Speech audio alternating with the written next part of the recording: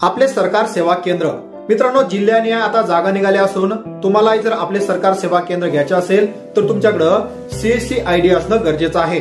मग आता CSC ID हा कसा मिळणार मित्रांनो, हे आपण या व्हिडिओमध्ये पाहणार आहेत। तर या व्हिडिओला सुरुवात करण्याआधी आपला इंस्टाग्राम पेजला नक्कीच फॉलो करून घ्या आणि आपल्या युट्यूब चॅनलला सबस्क्राईब करून बाजूला असलेल्या बेल आयकॉनला साधी प्रेस करा, जेणेकरून प्रत्येक व्हिडिओच्या प्रत्येक योजनेचे अपडेट तुम्हाला सर्वात आधी भेटत राहील।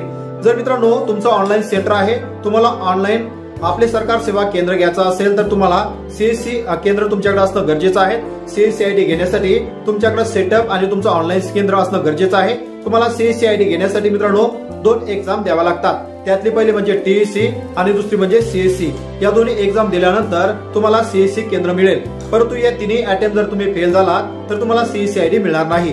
परंतु तुम्हाला सीएससी आयडी जर घ्यायचा असेल तर मी खाली डिस्क्रिप्शन बॉक्स मध्ये आणि स्क्रीनवर मोबाईल नंबर दिला आहे, त्यावर तुम्ही कॉन्टॅक्ट करून सीएससी आयडी सहज घेऊ शकता।